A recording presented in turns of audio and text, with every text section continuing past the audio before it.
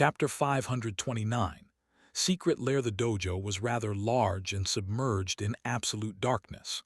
Sunny gave the home a command, and immediately, bright light chased the darkness away, revealing the floor, walls, and ceiling that were covered by heavy plates of armored ceramic alloy. Some of the plates already had cracks in them, which Sunny was painfully aware of. After all, those cracks had appeared as the result of Saint repeatedly slamming him against the floor. Simply looking at them made Sunny ache all over. "I'm going to have to replace a few soon." He exited the elevator and walked over to a stand where various practice weapons were kept. These weapons were made out of reinforced synthetic materials to withstand the intensity of awakened training, and had cost him a fortune. Sadly, Sunny had never even touched them, since training with the real deal was far more effective. H.M. Behind him, Rain walked into the dojo and looked around with curiosity. This space looked dark and mysterious, like a lair of a mythical monster. "Do you come here a lot?" Sunny gave her a short look. "Of course I do. This is where I sleep." She was slightly surprised, but then seemed to understand the meaning of his answer. For mundane humans, such a shelter would only be useful if a gate opened nearby. But awakened were more or less defenseless while in the dream realm. They needed the protection an underground bunker could provide much more, since their empty bodies could be easily destroyed when the spirit wandered away. Her gaze traveled to the steel sarcophagus of the sleeping pod and then moved past it. Suddenly, Rain's eyes brightened. "Wow, is that a dreamscape pod?" Sunny hesitated, surprised by her strong reaction. Sure, why? My super expensive sleeping pod is much more impressive. Why is she so fascinated by that silly thing?" The teenage girl walked over to the alcove with the two machines and studied one of them with excited curiosity. The luxurious, state-of-the-art sarcophagus received zero attention. "Do you play often?" He rolled his eyes, then shrugged. "From time to time, I guess. When I have time. Dueling other awakened helps with my own training." Rain sighed with envy. "That's cool. Some of my classmates have personal dreamscape pods, too. They play the version for mundane humans, of course, but it still sounds amazing." Sunny smiled. "What do you want to play?" Rain looked at the pod for a few moments, then slowly shook her head. When she spoke, her voice sounded too mature for her age. "No, not really. It's only fun with friends." He frowned a little, then asked in a neutral tone, "Why don't you have any friends?" The teenage girl sighed, then turned away from the capsule.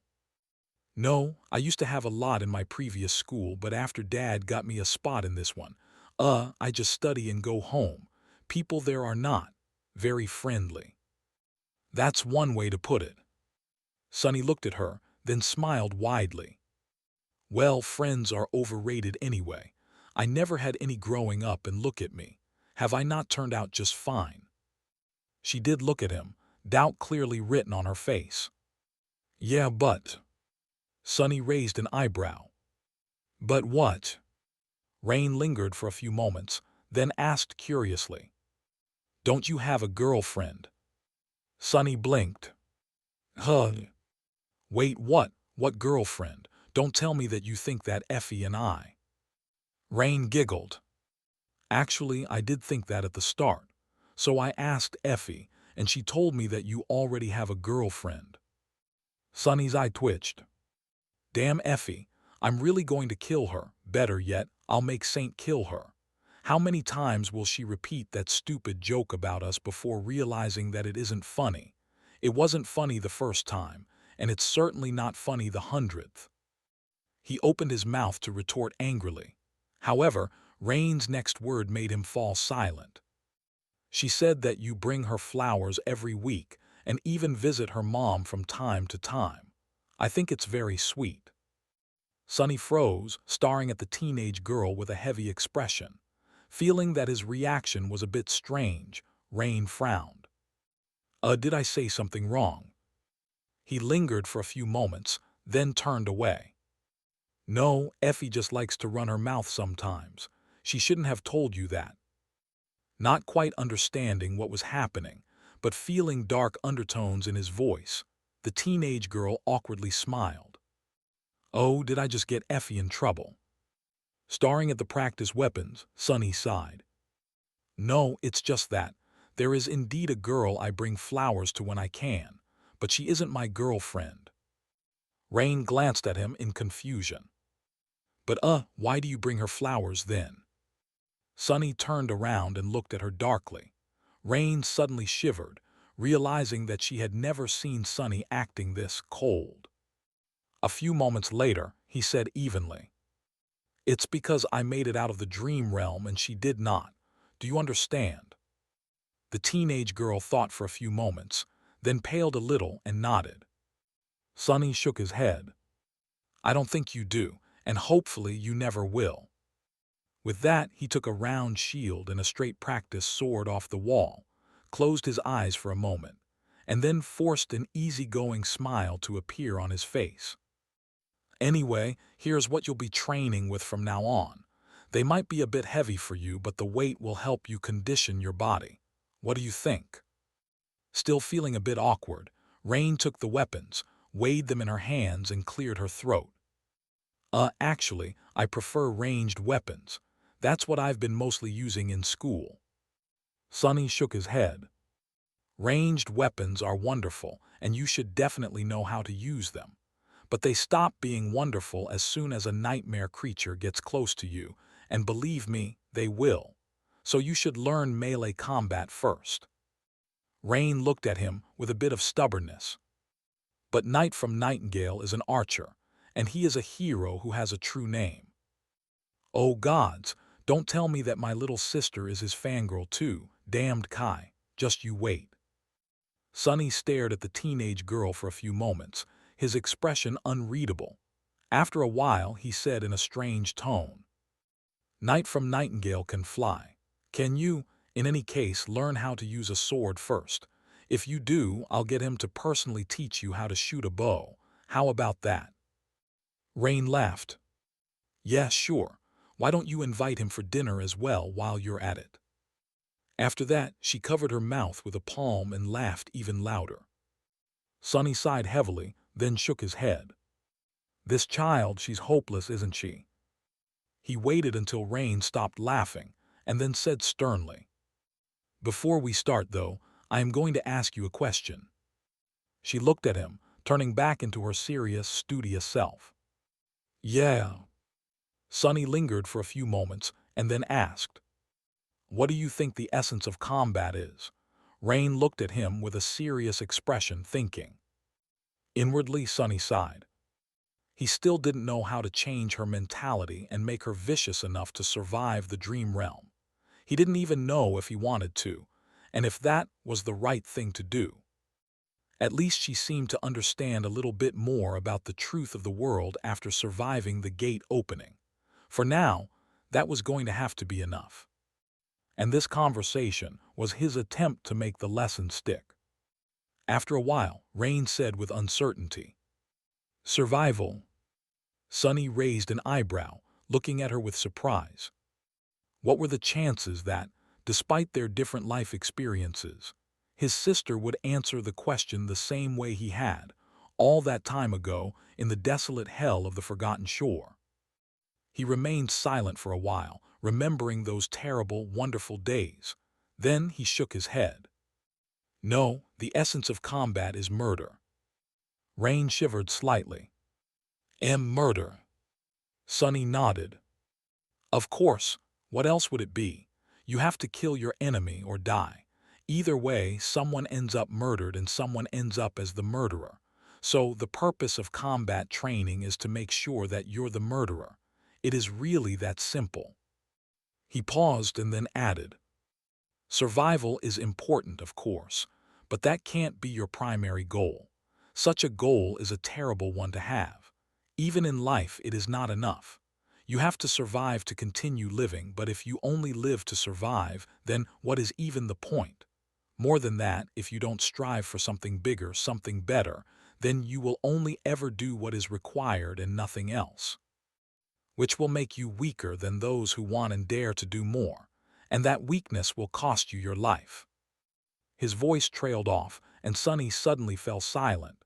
Rain looked at him in confusion. Sonny." He blinked a couple of times. "Yeah, sorry, so. Well, what do you know? I guess it's true what they say. The best way to learn is to teach." While trying to impart some wisdom, little as he had, on his attentive student, Sonny had accidentally stumbled on a truth about his own desperate desire to grow stronger. Everything Sonny had told Rain could be applied to himself.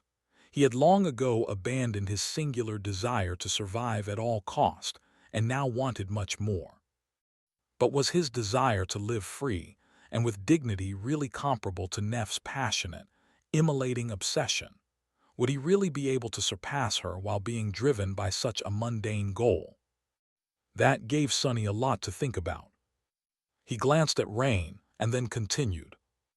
Mastery of combat can be divided into two aspects: mastery of the body and mastery of the mind. Your body can be trained through exercise, but your mind is much more tricky. If you can understand the true essence of combat, however, truly grasp it with your very core, then you will have enough clarity to master the mind. Sonny spent some time explaining the fundamental laws of combat, at least to the extent that he himself understood them, to Rain. In the end, he wasn't sure that she really grasped the knowledge he wanted to share with her, but it was at least a start. Thinking back to his own tumultuous education, Sonny couldn't really blame her. It was hard, or maybe even impossible, to really understand battle without experiencing it. He had met Nephi's after surviving the first nightmare and several days of fighting for his life on the Forgotten Shore. Even then, it had taken being nearly killed by a carapace centurion for him to reach the state of clarity. There were no carapace centurions around, and Sonny certainly wasn't going to run her through with a sword. So for now, this was going to have to do. After the verbal lesson, Sonny showed Rain a few basic stances and katas of Saint's style and watched her struggle to replicate them. The progress was slow, but she was really a talented kid. For now, what held her back the most was her weak body. But that was okay. One couldn't expect a teenage girl to be as strong as an awakened. Her body could be trained, of course. Rain was never going to be as strong and resilient as a burly, able-bodied man. But then, neither was Sonny. Due to his low stature and lean build, he couldn't compete with people like Castor or Master Roan in terms of physical might. However, this could be mitigated by aspect abilities, absorbing fragments and mastering precise essence control. What's more, sharp weapons were the great equalizer. The purpose of a weapon was to reduce the amount of force one needed to apply to deliver a lethal blow. Unless one planned to beat their enemy to death with their fists, technique and skill were much more important than pure strength. And Saint's battle style could make that inherent disadvantage even slimmer. After a while, Sonny judged that Rain had had enough. The girl seemed to be sufficiently exhausted, and pushing further would not do her any good. He gestured for her to stop and place the practice weapons back on the stand, then summoned the endless spring and offered it to the tired girl. Rain was breathing heavily, her pale face glistening with sweat. Noticing the beautiful glass bottle, she smiled with excitement. "Wow, is that a memory?" Sonny tilted his head a little. "Sure, why are you asking?" The girl grabbed the endless spring and studied it from all sides, then cautiously took a few sips. "You don't get it. I've never seen a real memory up close before. It feels so real." He stared at her in bewilderment. "It is real. What are you talking about?" Rain glanced at him with scorn, drank the water greedily, and then handed the endless spring back with a bit of reluctance. "Did you get it after defeating some terrible monster, or bought it?" Sonny frowned, hesitated for a moment, and then said darkly, "It was a gift, actually." She blinked a couple of times. "Oh, from that friend of yours?" He grimaced. No, not from a friend. Then Sonny dismissed the endless spring and headed toward the elevator.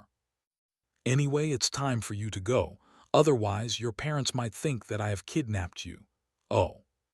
He thought for a bit before saying, I have some ice cream in the fridge. We can eat it before you go, if you want. Unless Effie has already devoured everything, of course.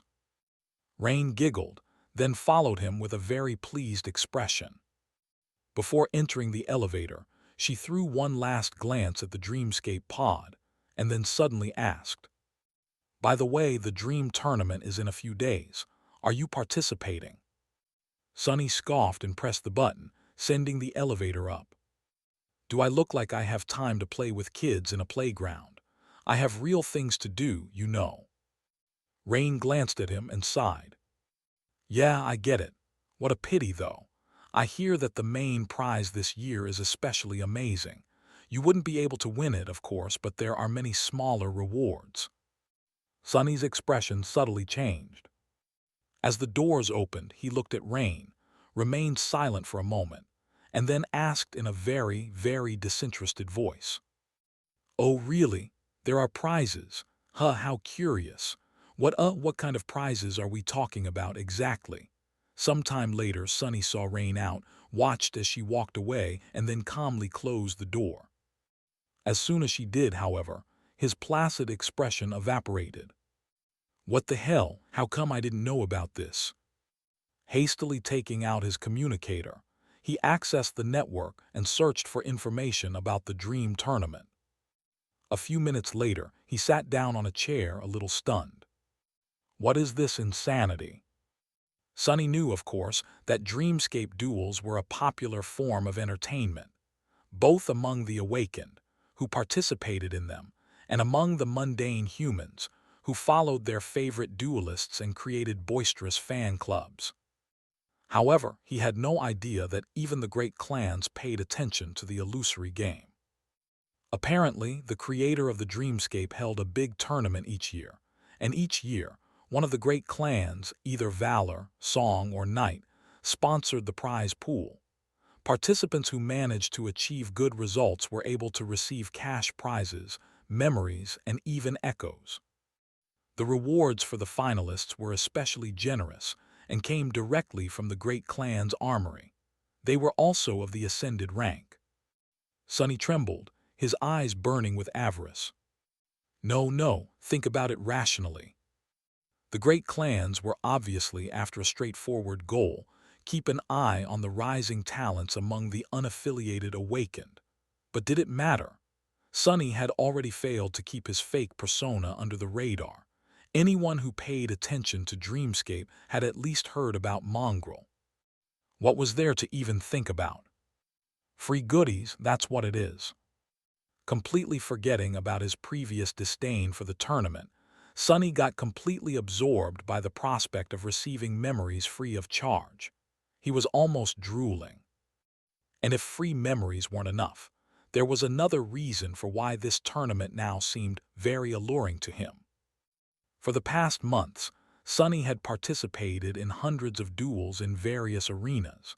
His goal was to absorb as many styles as possible, to reinforce the foundation of shadow dance and make it more efficient. This way, he hoped to achieve the next level of mastery over his elusive battle art. Not all battle styles were made the same. Some were simple and straightforward, while others were complex and unique. The more unique a style was, the harder it was for Sonny to gain insight into its principles. It was not like he had a magical ability to peer into the very essence of a style. This ability of his was more or less mundane, based on his own talent, mastery, and sensitivity to shadows. So he had been working diligently to create a sizable library of simpler styles, which would in turn improve his capacity to discern the patterns of more complicated ones with sufficient speed. After all styles were constructed out of the same basic elements. The more basic patterns he knew, the easier it was to understand various styles on the fly. However, the quality of his opponents in the Dreamscape arenas was not that high for obvious reasons. True talents had better things to do than play games. Most of them also belonged to legacy clans, who lived by a different set of rules. In the world of legacies, strength and talent were not something to boast about. Renown only served to make the enemy aware of your weaknesses. In that regard, hidden tigers of the legacy clans were very much like Sunny, remaining in the shadows until it was time to deliver a lethal strike. That was why his progress had stalled lately. These days, the only worthy opponents he could find were a few rare eccentrics and a rare gem here and there. Not nearly enough to satiate Mongrel's hunger for a variety of distinct battle styles. What's more, at the highest levels of awakened battle skill, styles were not only about physical movements and mindset anymore. They weaved unique patterns of essence control into the technique, too, which Sunny couldn't perceive and was only able to infer from indirect clues. Sadly, he wasn't exposed to a lot of opponents practicing such styles in the arenas. The tournament was going to change that, however. With the valuable prizes added into the mix, people who would usually not waste time in the dreamscape were bound to show up, lured by the scent of rare memories and echoes. Even people from lesser legacy clans would, without a doubt, be tempted to participate. A powerful ascended weapon or armor could change their lives, too. So, Sunny could kill two birds with one stone, compete for these prizes, and enrich his library of styles at the same time. Forget it, I'd be a fool to miss this chance. Even knowing what a headache it would be to bring even more exposure to Mongrel, Sunny couldn't let such an opportunity go. Plus, he had some free time while Effie and Kai were traveling to the Chained Isles. Scrolling through the feed, he started reading everything he could find about the upcoming tournament. Several days later, Sunny locked the door of his house, descended into the basement, and approached the Dreamscape pod. As soon as he entered the fake black void, the familiar pleasant voice greeted him. "Welcome back to the Dreamscape, Challenger Mongrel." Sunny didn't pay attention to it and briefly looked at his status. Mongrel. Victories 813. Defeats 0. With a quiet sneer, he turned to several images floating in the boundless darkness in front of him. These were the arenas he had access to, and by now there were significantly more of them than had been there at the start. Today, however, the list looked different. The images of the arenas were pushed to the sides, and a new one appeared in the very middle. It was completely white, with a golden shape of an olive wreath depicted beneath two shining words. Dream Tournament. Sunny lingered for a moment, summoned the mantle of the underworld and Weaver's mask, and then stepped toward the image. The golden wreath disappeared, and Sunny found himself facing two new images. On one, a knight in a suit of polished armor was depicted holding a bloodied sword. On the other, a warrior in an archaic armor was shown standing back to back with the knight, a slender huntress drawing her bow behind them. The pleasant voice announced, "Challenger, select your dream." Several words appeared above the images. Dream of glory, dream of camaraderie. What's with the bells and whistles? Sunny rolled his eyes. The choice was very simple. One image was going to send him into the individual competition, while the other was meant for cohorts. The Dream Tournament was basically two separate tournaments happening at the same time. This way, those awakened who didn't have combat aspects could also participate and earn rewards. It was a good system. Sunny had no intention of searching for a cohort, so he simply chose the image of the lonely knight and closed his eyes. Unlike the usual Dreamscape duels, the tournament included various battle modes. They were also broadcasted and happened on a schedule, so he had to wait for the first qualifier round to start. Standing in the darkness, Sunny couldn't help but feel a little excited. "Challenger, draw your weapon and prepare. Only the best will survive." A bright light suddenly shone from above, and he found himself in the middle of a lush forest. All around him, ancient trees swayed lightly, their leaves rustling in the gentle wind. Some distance away, a tranquil lake glistened in the sunlight, and from its clear waters, a breathtakingly beautiful castle rose into the sky. The castle was built out of gray stone and was as large as a city, its ancient walls scarred by 1,000 sieges that it had withstood. Still, those scars could not diminish the ethereal beauty of the great fortress. The arena was vast and encompassed all of the forest. There was no other awakened near Sunny, and for a good reason. The qualifying rounds of the Dream Tournament were held in the form of a grand battle royale. 1,000 challengers were sent into a large environment, and only the last one standing would be allowed to move on. Depending on their performance, a few more people could also gain entry into the tournament, but the only concrete method to qualify was to be the sole survivor. This was a necessary measure implemented in the last few years because of the sheer amount of participants. Arranging and broadcasting so many individual duels was not very practical or profitable, especially considering that most of these awakened were not very skilled. The Battle Royale was meant to weed out the weak and create an exciting show for the viewers. Sunny knew this, of course, because he had done some research in the past couple of days.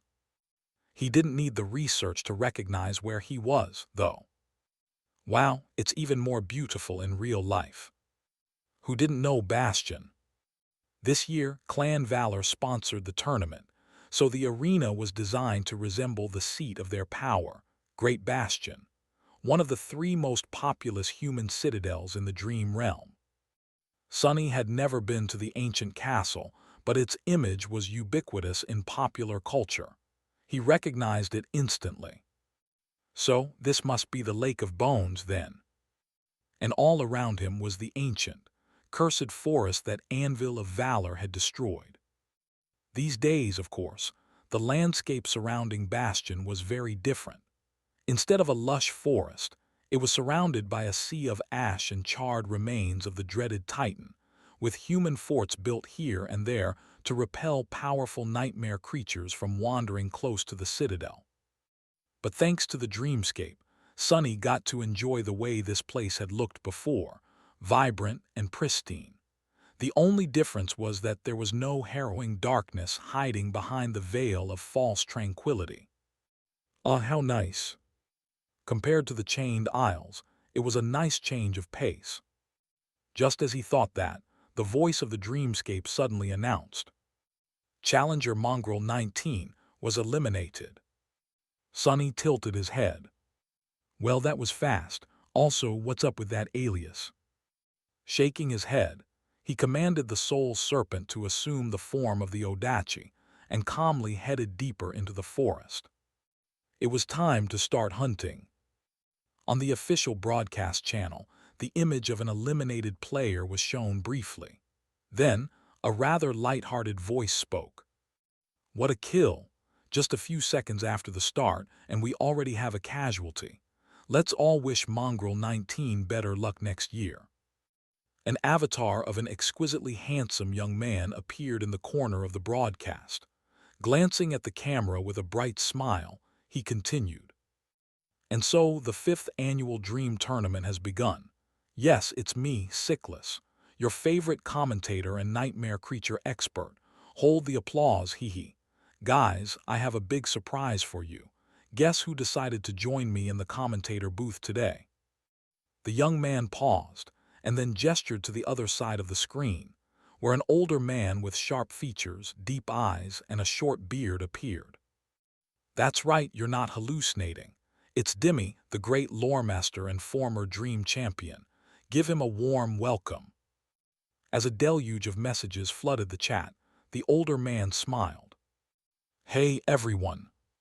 Sickless meanwhile spoke again. We have a couple of minutes before the real action starts, since challengers need some time to find each other in this beautiful arena. So, while we wait, I have a couple of questions for Dimmy. He glanced at the broadcast, which switched between various awakened traveling through the forest. Some of them were well-equipped and looked skilled, while others less so. First of all, this year we had a record number of fighters signing up for the tournament. What are your thoughts on that as a veteran Dreamscape duelist, Dimmy? The older man smiled. It's nice to see more awakened taking up the illusory sword. Some of them might even know how to use one. Of course, I have to give a lot of credit to the generosity of the great clan Valor. They have really outdone themselves with the prizes this year. No, I am not salty. Not at all. Sickles laughed, and then threw a mischievous glance at his colleague. All right, then I'll ask you the question that I am sure is on everyone's mind. As an expert, who do you think will win the tournament? And why is it Mongrel? As soon as the commentator mentioned Mongrel, the feed changed to the image of a menacing figure in black armor calmly walking through the forest. The blade of the infamous Odachi resting on its shoulder. The lightless pits of the demonic mask's eyes stared directly into the camera, as if there was nothing but darkness beneath it. As soon as Mongrel appeared on the screens, the chat exploded. Yes, it's Mongrel. Hail to the Lord. Who is Mongrel? You mean hail to the lady? Dimmy laughed. Ah, yes, this guy. Well, Mongrel is a really impressive fighter, but the results may not be as predictable as everyone thinks. Every year, the same thing happens at the later stages of the tournament. Two distinct groups clash. One is the Dreamscape elites, and the other is newcomers attracted by the rewards. Historically, the newcomers tend to do better. He sighed and shook his head. Plus, we don't really know a lot about Mongrel. Sure, he has a very impressive track record, but most of his wins were achieved against random opponents. Who knows what will happen when he faces the best of the best? If I were to bet, my money is still on Queen Bee. If anyone has a chance against the newcomers, it should be her. Sickles nodded a few times, expressing his enthusiastic agreement. Sure, but still, returning to Mongrel, everyone is dying to know who he really is under that scary mask. And if anyone knows anything about you, Dimmy, they'll know that you must have your guesses. The older man smiled, his eyes suddenly gleaming with excitement. Funny you should ask. Actually, I do have a theory. Challenger Lord Corvus was eliminated. Challenger Fry was eliminated. Challenger Irax was eliminated. Sonny stared at the three corpses at his feet, which were already turning into a flood of white sparks. These three awakened attacked him as a group, and while their skill was not bad and even admirable, he had no problem dispatching the trio in the span of a minute. The fact that they had managed to remain alive for more than several seconds was already an excellent result, considering who their enemy was. Flourishing the Odachi in the air, Sonny shook the drops of blood off its blade and continued walking. Technically, he didn't have to clean his blade, since the blood was bound to turn into sparks of light and disappear, too. But that was already a habit of his, not to mention being extremely cool. Truth be told, that short skirmish was not as easy as he had made it look. The awakened were dangerous enemies, since each of them possessed a unique aspect. They were cunning, resourceful, and unpredictable. That was why he had to act swiftly, making the fight appear much more brutal than it should have been. Currently, Sonny wasn't using any of his shadows to augment himself. He had decided against it a long time ago, since being able to crush his opponents with brute force was detrimental to his main goal, polishing his battle technique and learning various styles. So the gloomy shadow was currently behaving like any normal shadow would, while the other two were wrapped around the autumn leaf. The memory he used to change the color of his hair. Since it had no other purpose, the augmentation did not give him any advantage. His hair must have looked gorgeous, though. Snickering under the mask, Sonny jogged forward. He was in a rush to eliminate as many other players as he could before the first leaderboard announcement was made. Meeting the group of three allied awakened reminded him of the inherent problem with the Battle Royale format of the qualifying rounds.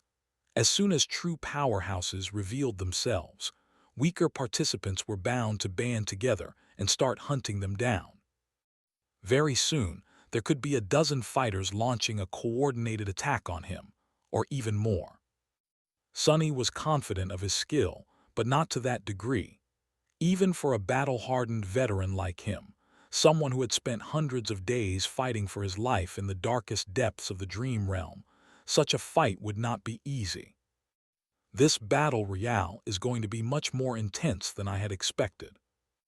Before Sonny could finish this thought, an ancient tree next to him suddenly exploded into a cloud of splinters, and something sharp shot at him with incredible speed.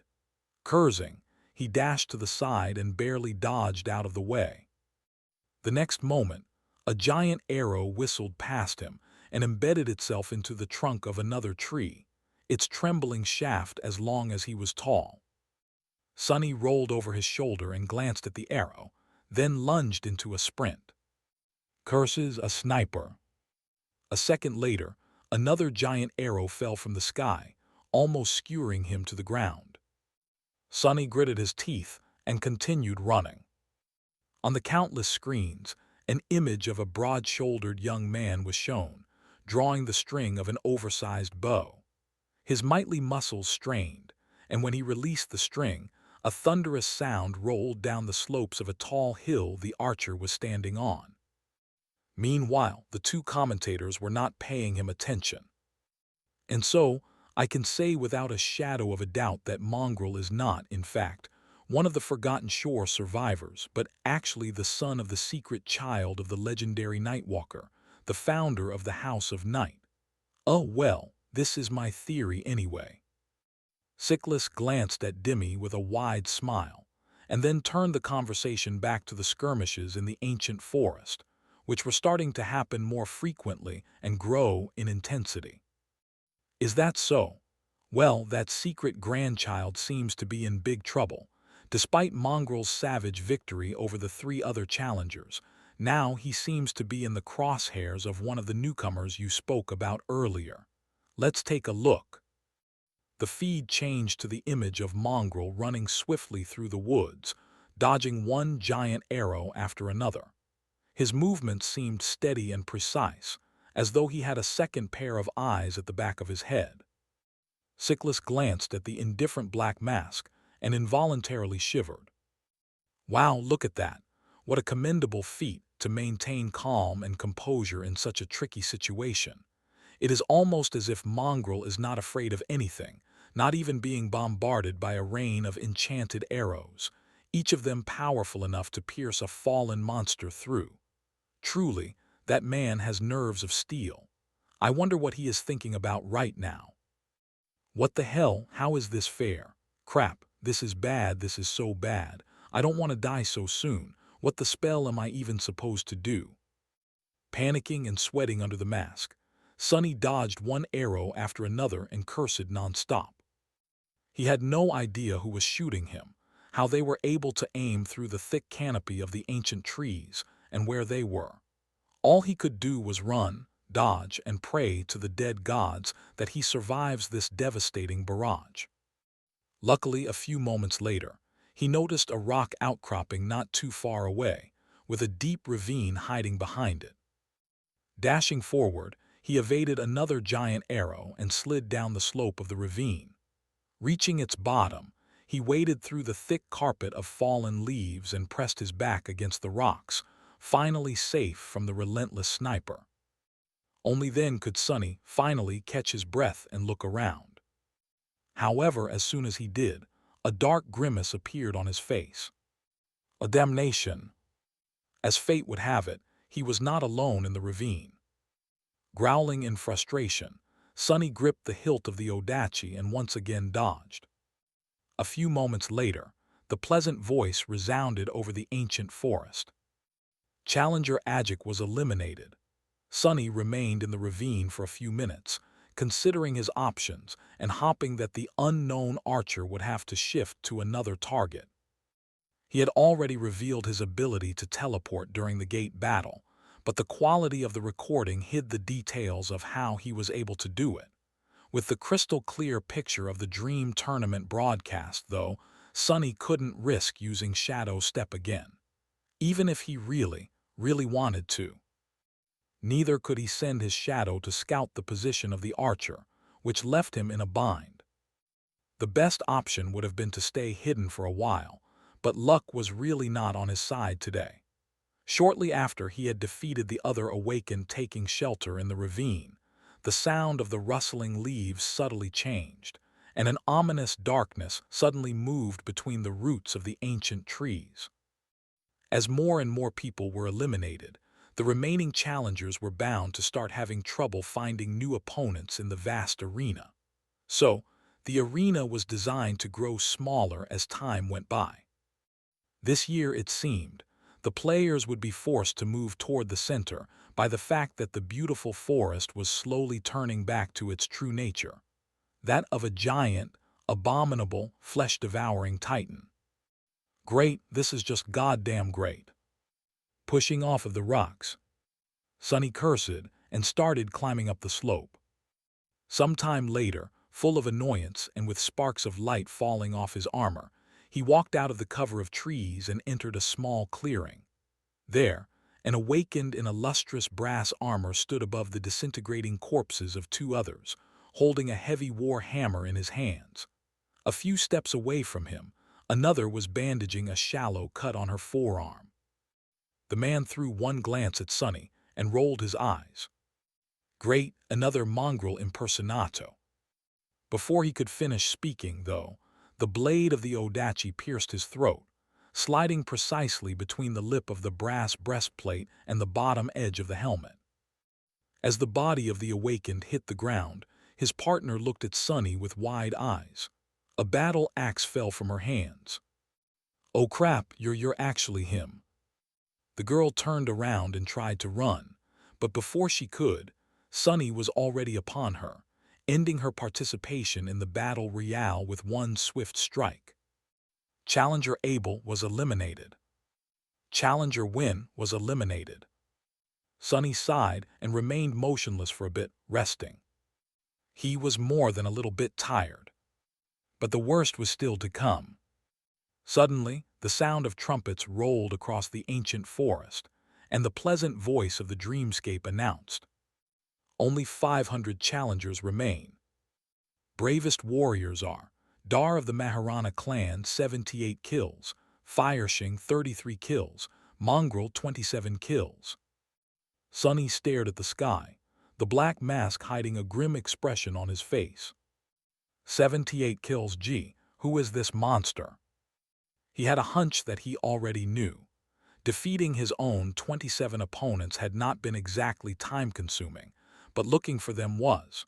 Who wouldn't need to waste precious minutes prowling the woods in search of enemies to kill, though? A damned archer with a strange ability to sense his targets across vast distances, and through any obstacle perhaps. I need to step up my game, I guess.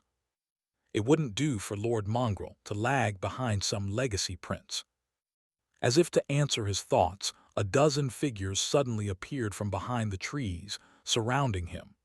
These awakened were armed with all kinds of weapons, looking at him with satisfied expressions.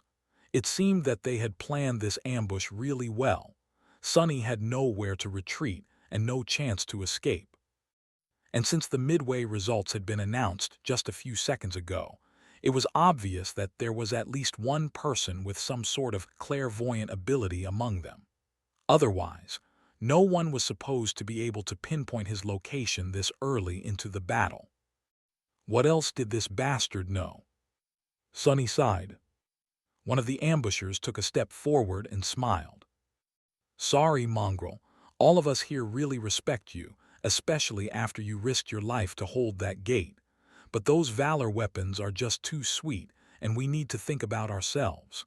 No hard feelings, right?" The menacing figure in black armor stared at the young man for a few moments, and then an elusive, but strangely familiar voice resounded from beneath the fearsome mask. "None whatsoever." Inwardly, though, Sonny was not at all calm. "Bastards, lowlifes, scoundrels, 12 against 1. Where is your shame, thugs? Come here then, you damned cowards. I'm gonna kill you, and then your grandma's. Just a moment later, the ambushers obliged. All kinds of aspect abilities activated at once, turning the small clearing into a furious storm of deadly elements and steel. No crap. Oh no, it seems like Mongrel is in trouble. Sickles glanced at the sea of outraged comments, and then back to the broadcast. Both he and Dimmy were glued to the screen, even forgetting to do their job and fill the silence with informative or entertaining chatter. The scene in front of them was just too terrifying. Just a moment ago, they saw a lone figure in black armor standing motionlessly in the center of a bright clearing, staring at the 12 ambushers surrounding him with cold indifference. Mongrel's voice sounded from the speakers, strangely dark and ethereal. None whatsoever. And then everything exploded in a brutal symphony of violence. The ambushers attacked without wasting even a second, their assault deadly and well-coordinated. Sickles held his breath. Come on, Mongrel, use your spatial aspect. From what he could see, this was the only chance the demonic swordsman had to escape. However, as a fan himself, Sickles knew that Mongrel never used his aspect in the dreamscape, as if it was somehow beneath him. Mongrel only ever relied on his sword, his skill, and unadulterated technique. Such dignity. And this time, too, the mysterious warrior refused to compromise his unassailable, noble principles. Instead of activating his ability, he simply lunged at the enemies without fear or doubt. Then something strange happened. His infamous Odachi suddenly turned into a stream of impenetrably dark, liquid metal and flowed onto his arm, soon turning into a round shield. With that shield, Mongrel deflected an incoming javelin, then twisted his body, dodging a hail of razor-sharp wind blades, and dove into an immolating stream of fire that one of the awakened breathed out of her mouth. Miraculously, he emerged on the other side unscathed, like an infernal monster that could not be burned even in the flames of hell. The black armor reflected the crimson flames, somehow becoming even more menacing. In the next second, Mongrel's spiked gauntlet connected with the face of one of the ambushers. It was as if the poor man was hit by a mountain. His skull caved and then exploded, the lifeless body folding as it flew to the side and turned into a rain of sparks. What happened next could only be described as pure carnage. The black figure pounced on the ambushers, using both his gauntleted fist and his round shield to sow devastation among their ranks. Mongrel moved with terrifying speed and devious cunning, using the bodies of his enemies to block or prevent attacks from their comrades. Sickles wasn't sure, but he thought that he saw a couple of them die from friendly fire. The rest fell to the demonic butcher himself, though. Every move Mongrel made was precise, calculated, and deadly, but also brutal and utterly cruel. He danced among his enemies like a grim reaper, killing them one after another without showing any sign of even knowing what mercy or hesitation were. Blood, screams, and flashes of light filled the clearing for a good couple of minutes. And when it was all over, the lone black figure was left standing alone amidst the bodies, covered in blood from head to toe. A moment later, that blood turned into sparks of light, too, and awash in light. Mongrel stepped forward, his armor as black and pristine as ever. Sickles remained silent for a few moments, and then said hoarsely, "Hey, Dimmy, did Mongrel just slaughter 12 awakened solo?" The older man cleared his throat. "That, I might rethink my bet.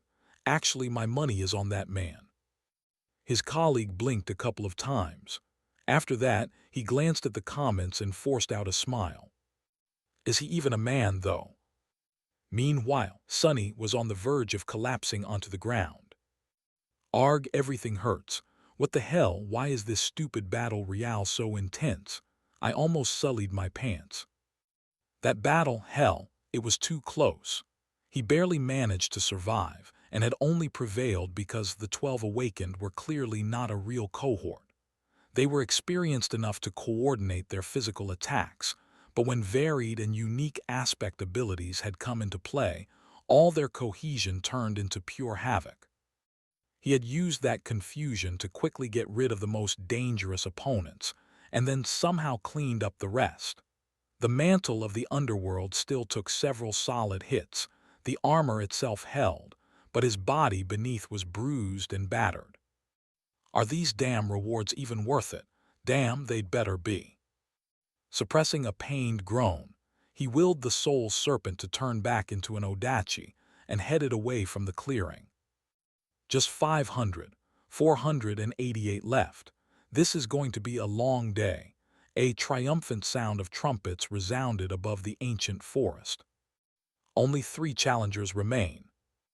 These brave heroes are Mongrel 111 kills, Fireshing 87 kills, Kim Sato 59 kills.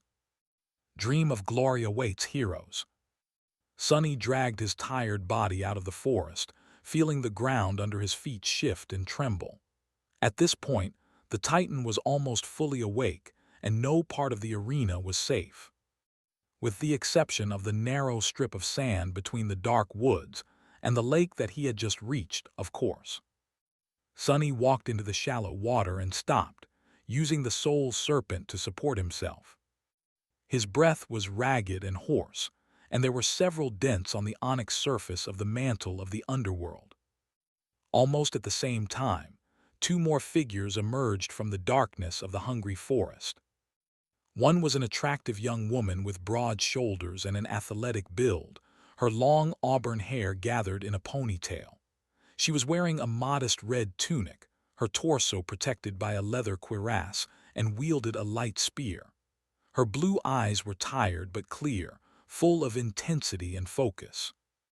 The other was a man in heavy armor, carrying a greatsword with its blade inscribed by a complicated weave of runes. His face was hidden behind the visor of a helmet, with only calm, cold eyes visible in the narrow slit. His steps were confident, but a little unsteady, betraying a dire level of exhaustion. This must be Fireshing and Sato. The mighty archer had not made it. Sunny could only guess what had happened to him, but the most likely scenario was pretty obvious. The powerful legacy must have run into an ambush similar to those Sunny himself had encountered, only with a much less happy result. Well, that was life. Dar of the Maharana clan had paid the price for daring to stand out too much without having enough power to answer for such audacity.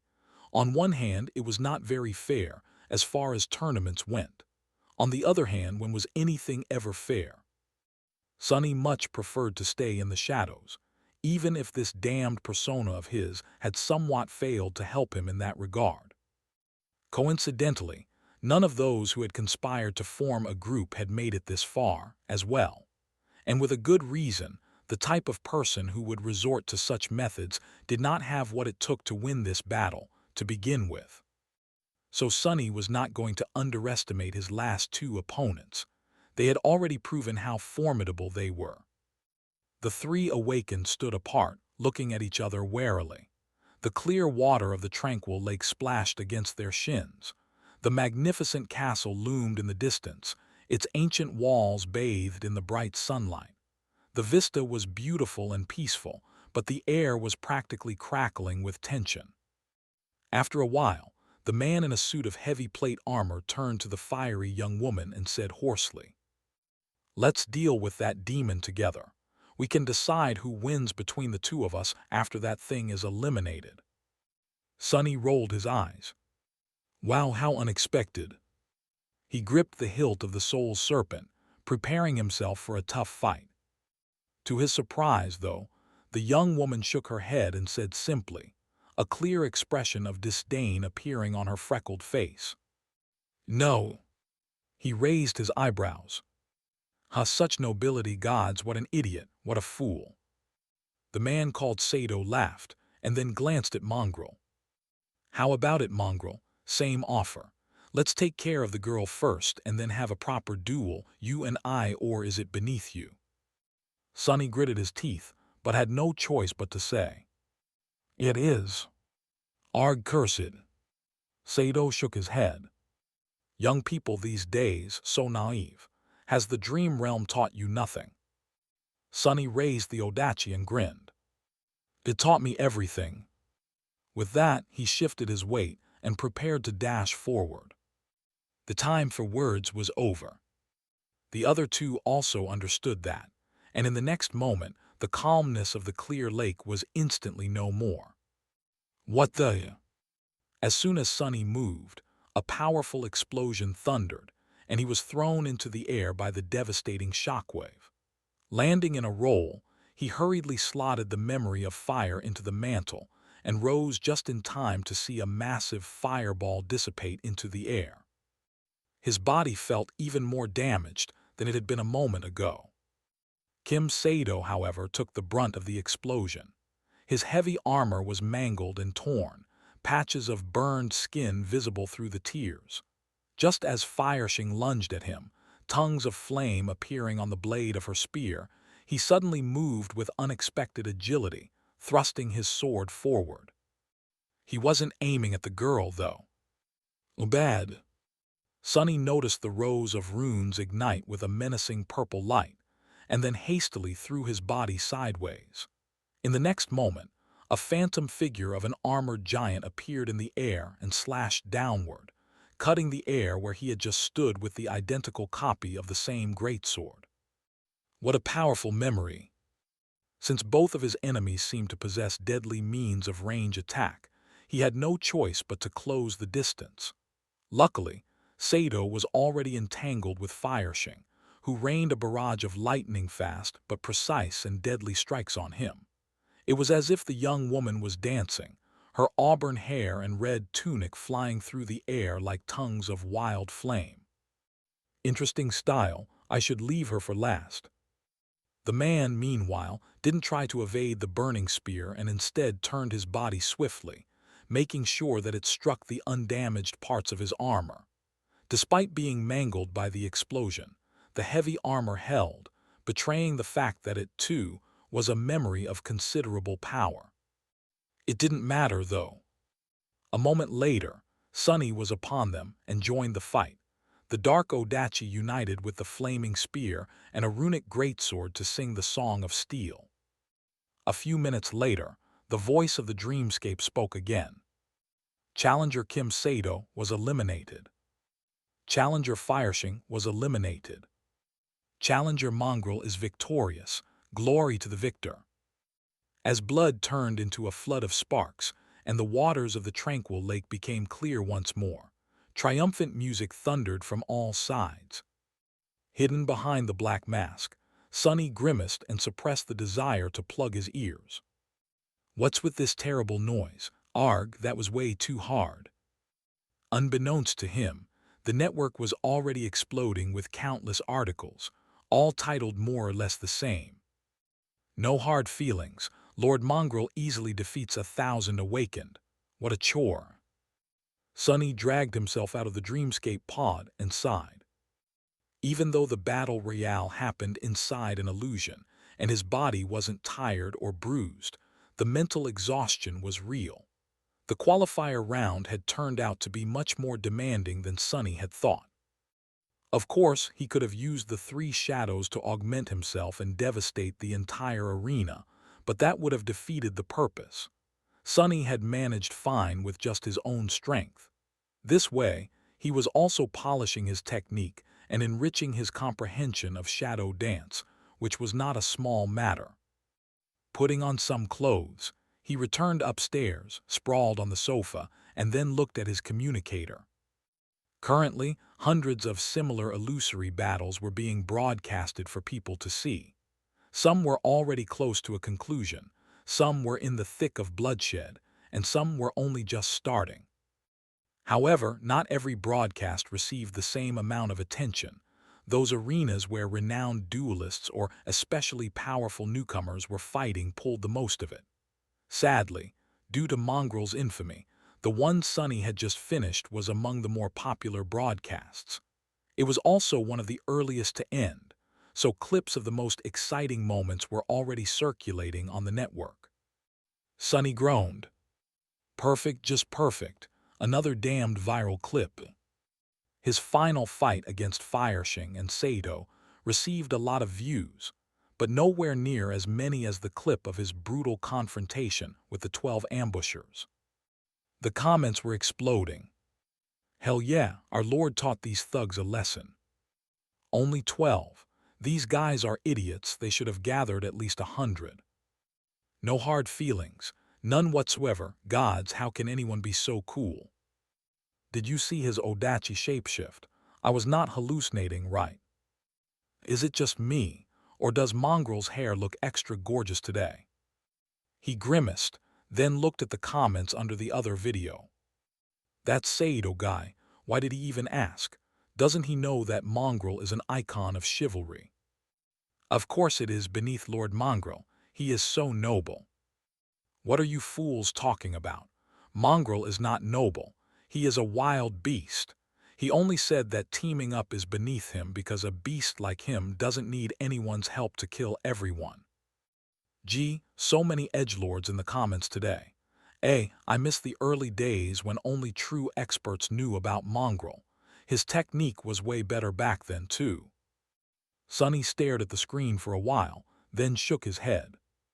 What's wrong with these people? Since when was I an icon of chivalry? Wait, what does chivalry even mean? He shook his head again, then switched to the official feed and looked up the results of his match. Sonny, of course, qualified for the tournament the moment he had won the Battle Royale.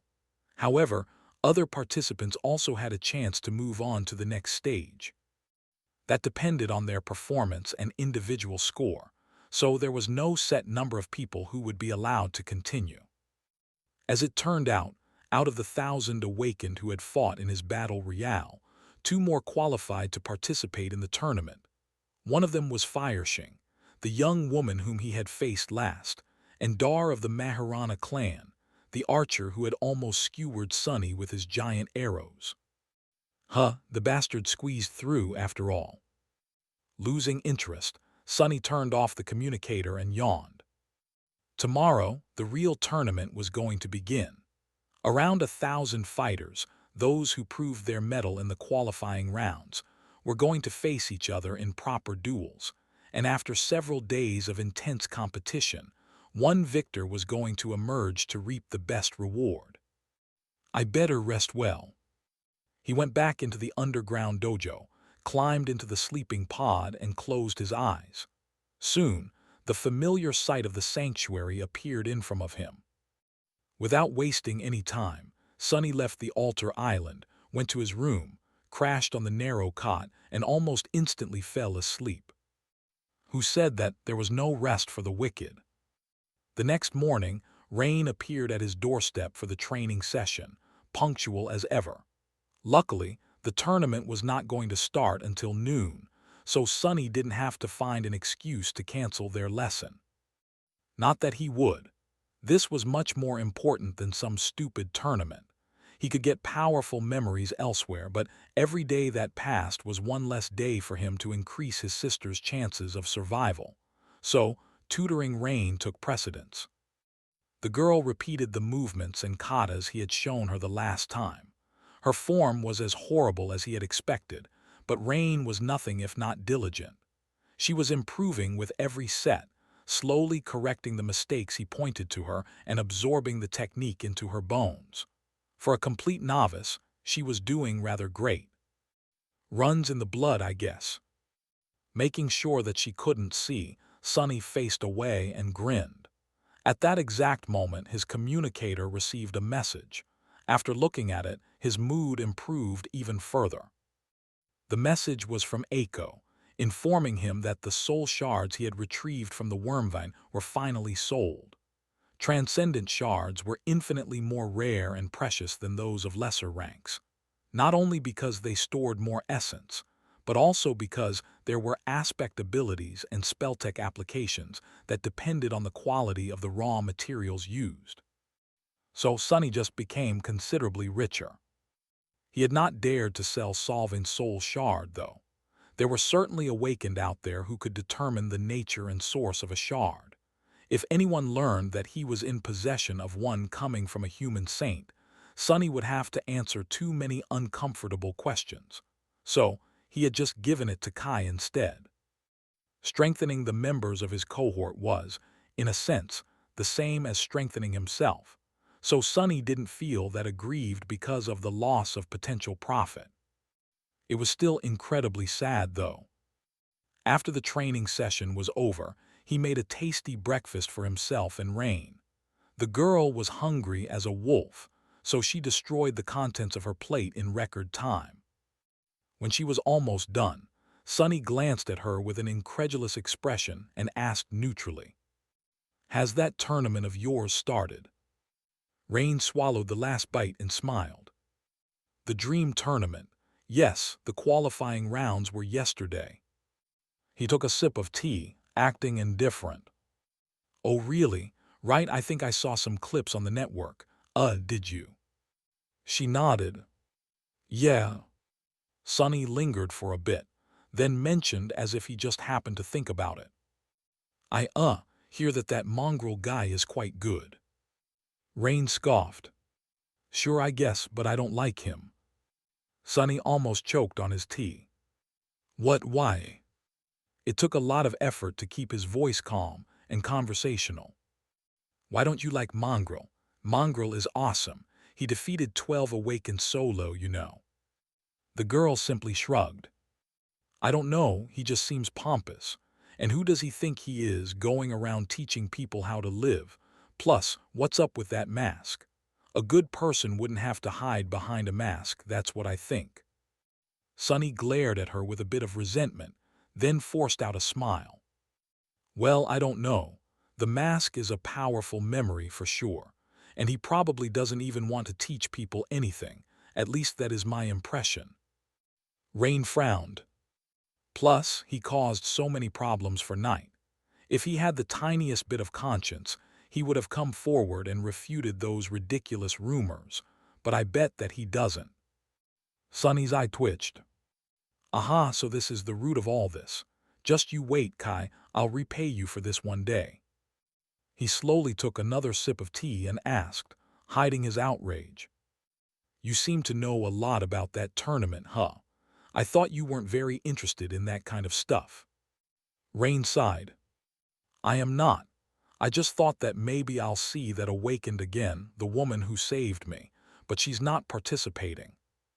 Sonny wanted to say something, but before he could, the girl added, "Well, of course, a true Awakened like her would never waste time on something frivolous like this.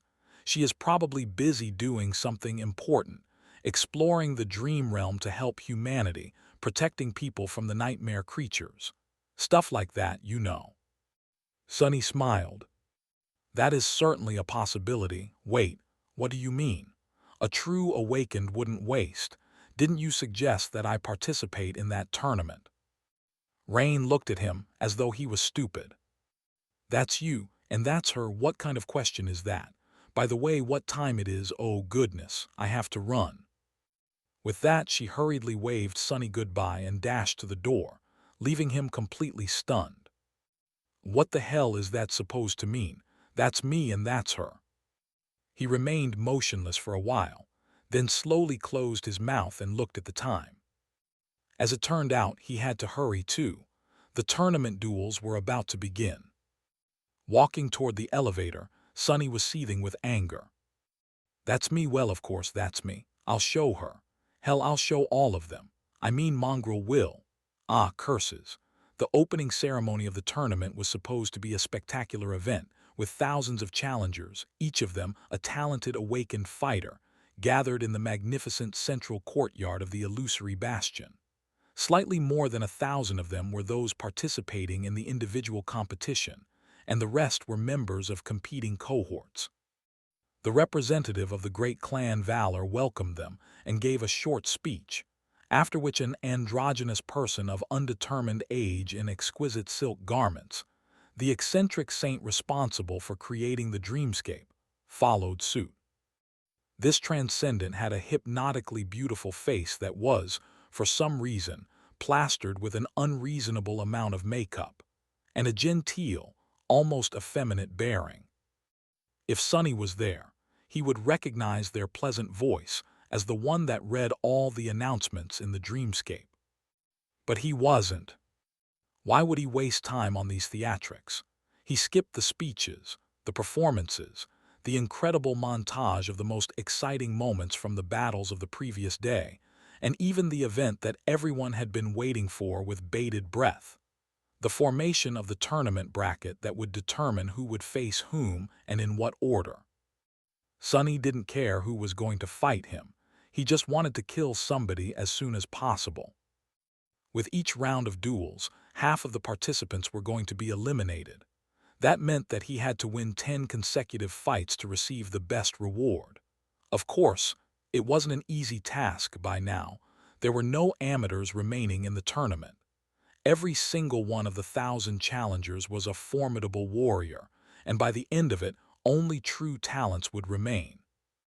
It was also a perfect chance for him to try and learn their polished battle styles. Sonny waited until the bracket was almost complete and finally dove into the dreamscape. The menacing black figure of Mongrel appeared among the crowd of challengers, causing a bit of a stir. Immediately, those closest to him began to whisper, "Hey, it's him. Man, the bastard is even scarier in real life. That scene from the montage. Gods, I'm so glad we chose to enter the tournament as a cohort. Tui, what's the big deal? I hope I draw him as an opponent. Crushing this wannabe should be fun." Ignoring the whispers, Sonny looked around with curiosity. He wasn't interested in the people gathered around him, but in the courtyard itself. This was his first time inside Bastion. Well, an illusory version of it. Still, he couldn't help but feel a bit of awe. This was a legendary place, one of the earliest citadels conquered by humans, their greatest foothold in the dream realm. The seat of a great clan's power, and the former stronghold of one of the demons. It was like he was part of history. Sonny's curiosity didn't last long, however, quickly drowned by anger and annoyance. That girl, what does she even know? His hands were itching to slaughter someone. Finally, the bracket was complete. Sonny didn't bother to study it and just prepared himself for the battle. A few seconds later, his vision darkened for a moment, and then he found himself in the courtyard again. Only this time, the crowd of challengers was gone, leaving only him and his opponent standing opposite each other. There were flags streaming in the air, and thousands of excited spectators looking down from the stands. They were chanting, screaming, and waving their hands. His opponent was a young man in a striking blood-red armor, wielding a long espadon. He looked vaguely familiar. As soon as the young man saw the black mask, his face paled. "I knew this would happen. Crap, not Aga." Sonny growled and dashed forward, raising the soul serpent. A few moments later, a human head flew into the air. The audience exploded with cheers, and the pleasant voice announced, "Challenger Paradise in red was eliminated." Sickless was in the middle of a light-hearted discussion with Dimmy when the producer of the broadcast addressed him through the earpiece, forcing the young man to blink a couple of times and mask his surprise with a smile. Sorry to interrupt you, Dimmy, but it seems we already have a win. Wow, that was fast." The feed changed to a replay of a swift and brutal duel that ended before the voice of the dreamscape could even introduce the fighters. That was a first in his memory. Ha, of course it was Mongrel, who else? His colleague laughed. Such bad luck for his opponent. I hope that he is not disheartened. There is no shame in losing to such a fearsome enemy. Everyone who made it through the qualifying rounds already deserves our respect. Back in my day, getting into the tournament was much easier. Sickless agreed, glanced at the figure in black armor standing motionlessly above the corpse of his opponent, and couldn't help but shiver. Was it just him, or did Mongrel look especially ferocious today? Maybe he really is a nightmare creature. After that first unexpected win, several other heated duels were shown. Sickless and Dimmy switched from commentating on them to commercial breaks, to sometimes joining the other commentators to spectate the most exciting cohort battles. After a while, it was Mongrel's turn to fight again. This time, the producers switched the feed to his duel beforehand, expecting another fast and brutal kill. However, they were left disappointed. In that duel, and during a couple of next ones as well, the enigmatic swordsman seemed to lose all his edge, and engaged in protracted, slow, exhausting battles with his opponents, only managing to dispatch them after long and arduous fights. Sickless, who was somewhat of a Mongrel fan, but not a diehard follower, was a bit confused by the sudden change. Luckily, he had an expert partner. "Hey, Dimmy, why does it seem that Mongrel is struggling all of a sudden? After his performance yesterday, I was sure that we would see pure carnage again." The older man chuckled. "Ah, I see that you did not do your homework. That is what Mongrel does and what makes him so dangerous. Yes, it might seem as though he is struggling, but in fact he is not. He is learning." Sickless glanced at the chat, then laughed. "No, I am sure that Dimmy didn't mean learning to suck. But, what exactly did you mean, Dimmy?" The resident expert smiled. "Mongrel is known as a genius fighter not because he is strong and skilled. There's plenty of such people among the duelists, but because he has an uncanny ability to absorb and mirror his opponent's battle style. So what you see is not him losing, it's him trying to comprehend the enemy's technique through being on the receiving end of it. It is truly remarkable, and a bit terrifying." Sickless stared at the feed and finally noticed that, indeed, Mongrel's style seemed to change with every duel, closely resembling that of his opponents. His strange weapon also shifted and changed to mirror theirs. "And so cool." He turned to the camera with a wide, delighted smile. "Well, there you have it, folks.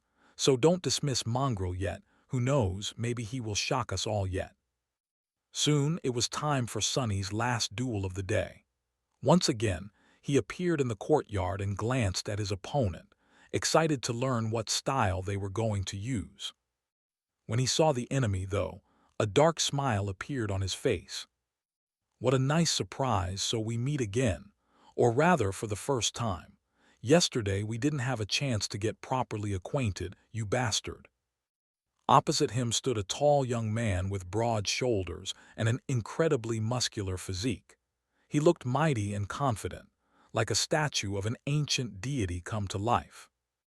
It was the damned archer who had almost sniped him from across the arena during the battle royale.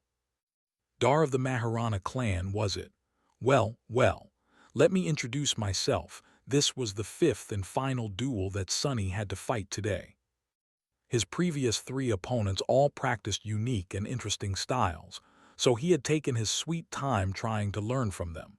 He succeeded twice and failed once.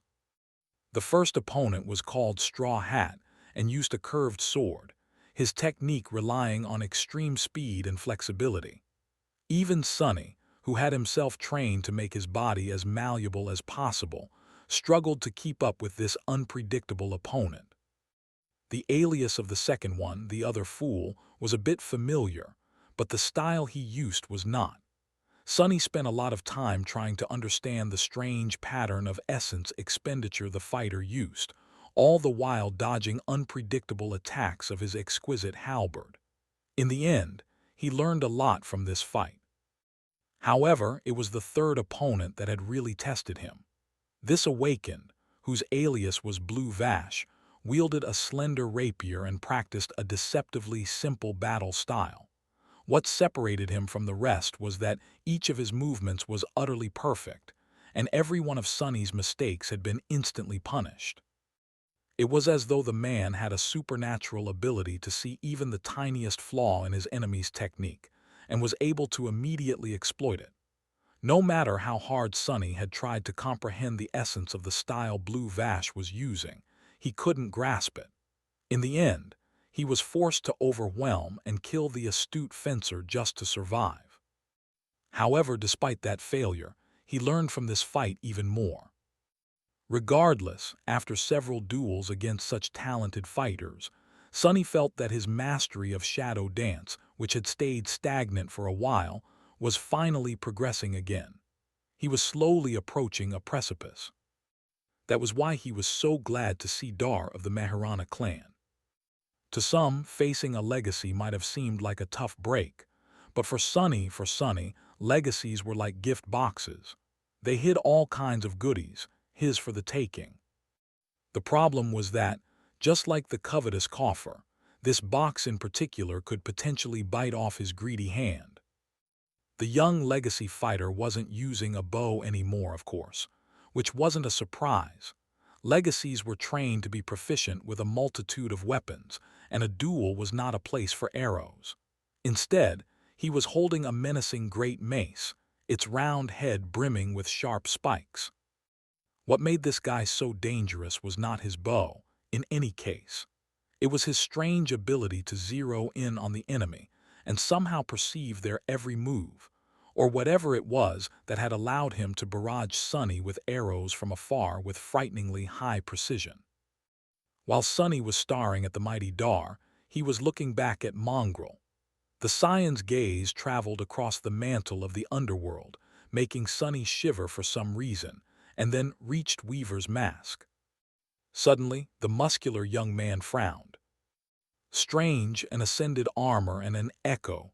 For a weapon, even if it is just dormant, you've done well for yourself. But that mask, where did you get it? The corner of Sonny's mouth twitched. Chatty enemies, they were the worst, especially ones with such a keen vision. Took it off a random corpse. He paused and then added with calm indifference. Shall we start? Or do you need time to run to the other side of the arena, hide and summon your bow? Sonny was trying to antagonize the young legacy on purpose, hoping that he would forget this line of questioning. Luckily, his strategy worked. Dar of the Maharana clan grinned. No need, who knows? Maybe I'll take it off your corpse one day too. With that, he raised his heavy weapon and suddenly lunged forward with a speed that no one his size was supposed to possess. The spiked mace whistled through the air, and in the next moment, the sound of clashing steel rang across the arena. Strong. Sonny was thrown back by the force of the impact. His block held, and the soul serpent held too. However, he failed to adjust the weight of the mantle of the underworld enough, so his body was pushed back. How the hell is he so strong? I have 3 soul cores, damn it. Dar didn't care. He was much taller, had much more muscle mass, a much longer reach, not to mention that as a legacy, he could have had many charms and memory enchantments feeding him strength, agility, and resilience. This fight wasn't going to be easy. Before Sonny could even properly land, the mace was flying at his head again. He pivoted on one leg, dodged the spikes, and dashed forward, hopping to close distance and get up close to the opponent, where his small stature and the shorter weapon would give him an advantage. The soul serpent lashed out, aimed at the enemy's heart. Dar was wearing a light leather cuirass that left his shoulders and arms exposed, so Sonny hoped to pierce it with one blow. However, to his surprise, the tip of the Odachi slid off the light leather armor as if it was forged from adamantine steel instead. Damn legacies. The legacy in question spun his mace, forcing Sonny to retreat, then glanced down at the spot where a tiny scratch was left on his cuirass. When he looked up again, his eyes were full of dark amusement. Not bad. Sonny gritted his teeth, still running his mouth. Let's see if you have any breath to waste in a couple of minutes. The two of them clashed again, exchanging dozens of blows. Both were strong, fast, and skilled. Neither could easily overwhelm the opponent. This was the second time Sonny had to fight a legacy, third if he counted Nephi's. The difference was incredibly obvious. His previous opponents were talented and experienced, but none of them could compare to Dar. This young man was a deadly battle machine crafted to reign on any battlefield, trained from the moment he had taken his first step to wield weapons of war and destroy his enemies. He was no match for Castor, however. But Castor had never gotten the chance to become an awakened. Once a legacy learned to control the flow of soul essence, their power grew exponentially, which was what Sunny was currently experiencing. Raw power shaped into a deadly weapon by long years of relentless practice and superb skill. And yet he wasn't worried. Dar was powerful, skilled, and experienced, but he lacked something that people like Sunny had: the memory of fear and bitter defeats, knowledge of death, and a vicious will to persevere. Sunny didn't doubt that the legacy had spent a lot of time in the dream realm, battling nightmare creatures, but he did doubt that Dar had ever found himself in absolute despair, having to claw his way back to life. His experience was that of fighting down and not fighting up. As Master Jet would say, he wasn't a killer. But Sunny was, and so, the legacy had already lost this fight, even if he didn't know it yet. He was only alive because his enemy was interested in learning sophisticated battle styles.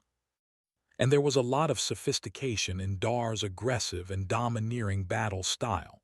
Legacies were truly in a league of their own. This was not something that Sunny could learn in a heartbeat. He needed time.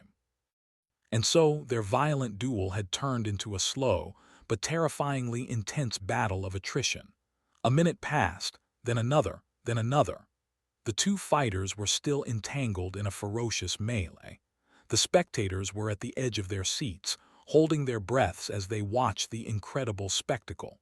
The direct feed of the duel was gathering more and more viewers. "Bastard, how are you doing this? How?" Sunny was trying to peer into the core of Dar's style, but failed to understand its essence over and over again. Until he didn't. "I see, so this is how." It was so obvious. By that point, both of them were exhausted and wounded, their reserves of essence running dry. Sunny had much more left, of course, even though continuously enhancing his physical prowess and using the feather of truth. Enchantment of the mantle was hungrily eating through shadow essence. He had 3 times the capacity. He also had much better control of it, it seemed. All the time Sunny had spent meditating in the sky below was not for nothing, after all. Feeling the foundation of shadow dance grow stronger, Sunny grinned behind the mask and suddenly changed his entire attitude. His movements turned sharper and more aggressive, his demeanor bold and overbearing. The soul serpent turned into liquid darkness and then shaped itself into a spiked mace. Dar was thrown off by the sudden change, but only for a moment. However, that moment was all Sunny needed. Dodging the enemy's attack before it could even fully manifest, as if reading the legacy's thoughts, he dove under the strike and delivered a crushing blow of his own. His enemy's leather armor still held, but the bones beneath it did not. Dar's ribcage caved, and he spat a stream of blood. In the next second, another hit connected with his jaw, turning the young man's face into a bloody mess. He fell to his knees and raised a hand, desperately trying to block the finishing blow. The demon in black armor knew no mercy, though. Calmly raising the mace, he brutally brought it down. The crowd let out a collective scream. In the silence that followed, a pleasant voice announced, "Dar of the Maharana clan was eliminated." Sunny climbed out of the pod and stretched, lamenting the fact that dreamscape capsules weren't as sophisticated as the sleeping pods used to enter the actual dream realm. Due to his luxurious metal sarcophagus, he had almost forgotten the rusty feeling of spending too much time inside one of these things. Despite the fact that the duels themselves had not lasted too long, an entire day already passed. Sunny was somewhat tired, but instead of resting, he commanded the soul serpent to shape itself into a weapon and walk to the middle of the dojo. He was impatient to cement the knowledge of the battle styles he had absorbed today. Sunny started to perform various katas, executing each one slowly at first, and then quicker and quicker and quicker still. Soon, he moved with incredible speed, his lithe and flexible body almost leaving afterimages behind. Lean muscles were rolling under his pale skin, which soon glistened with sweat.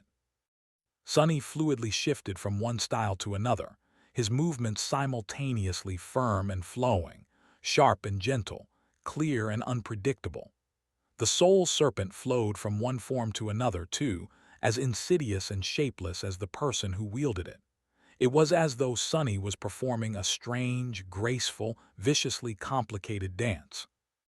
His three shadows danced with him, moving swiftly on the ceramic plates of the armored floor. If Sunny could look at himself right now, he would be surprised to see that his movements were eerily similar to the dance that the young slave girl had once performed in his dream. But while her movements were beautiful and smooth, his were deadly and sharp. Hers were flawless, while his were slightly crude, as if he had not mastered his art yet. I can feel it, the second step. I can feel it, but why can't I reach it? Something is missing. After a long time, Sunny tiredly fell on the cold ceramic floor and remained motionless for several minutes, his chest moving heavily. There was a tired but determined expression on his face. More, I need more and better. In the morning, Sunny had some free time before he had to enter the dreamscape again. Making himself a cup of tea, he relaxed in a comfortable chair and took out his communicator. After yesterday, the number of duelists remaining in the tournament had drastically reduced. Now, there were only 32 of them left. Each one was a formidable opponent, so Sunny decided to study their previous fights a bit. Luckily, all the recordings were readily available on the network. His were too. Now I am even more sure that Mongrel is a legacy, or an actual demon. Who else could have defeated that monster Dar? Mongrel knew that this guy was an archer, so he even offered to give him time to get away. He's so cordial, so noble. What an inspiration. You mean an actual demoness, right? Sunny shivered and, not even trying to look at the comments, hurriedly scrolled past these videos to start doing his research. Maybe one of these guys will help me advance to the next level of shadow dance. Out of curiosity, he also glanced at the cohort competition leaderboard. The team that was currently in the first place was called Librarians, and weirdly, consisted of only 2 people. Their aliases were Unorganized Laundry and Izza, which didn't tell him anything. But considering that these 2 were currently dominating much larger cohorts, they must have been a truly fearsome duo. Initially, Sunny had only joined the Dream Tournament to reap the alluring rewards, so he had not thought much of it. But now, he was starting to suspect that it was going to be a humbling experience. He had already faced several troublesome opponents that earned his reluctant acknowledgement, and things would only get exponentially harder from here. Due to his recent progress, Sunny had allowed himself to become a little vain. He was stronger and more experienced than most of the awakened he met, so he had almost forgotten to always expect the worst. Seeing these powerful awakened helped him remember how dangerous it was to underestimate the enemy. And these weren't even the true elites. Real powerhouses of the awakened world would never reveal their might in a public tournament. Sunny was one of these hidden tigers himself, after all, so he would know. With a dark expression, he shook his head and concentrated on the screen of the communicator. Very soon, he was back in the arena. Sunny had skipped all the theatrics again and only entered the dreamscape at the last minute, hopping to avoid any situation that could lead to him being asked questions. Sadly, he couldn't avoid his opponents, and if they wanted to talk, he had to answer. Currently, he was facing a man wearing a peculiar armor made out of rusted metal, their face grim and full of dark apprehension. He was in his early 30s and looked like someone who had led a rough life. Challenger Mongrel has joined the fight. Challenger what? No, wait, has joined the fight. Hidden behind the mask, Sunny raised his eyebrows. What's up with that alias? Wait, why does it sound familiar? While he was trying to remember where he had heard this bizarre name, the man summoned a shield and an arming sword, glanced at him darkly, and asked, "You're the new guy everyone is talking about." Sonny sighed, knowing what would follow. No. His opponent frowned. Why are you lying? Sonny rolled his eyes, exasperated by all the talk. However, he didn't want to attack the older man recklessly. His opponent had to be quite powerful to get this far. I am not lying. The man sneered. That's exactly what a liar would say. Do you think I'm an idiot? Gods, can you just attack already? Sonny took a step forward and said, Yes. The older man stared at him for a few moments, his face full of anger and confusion. After a while, he hissed, Brat, you must be courting death. The peculiar man had an excellent technique, but it seemed as though anger was clouding his judgment.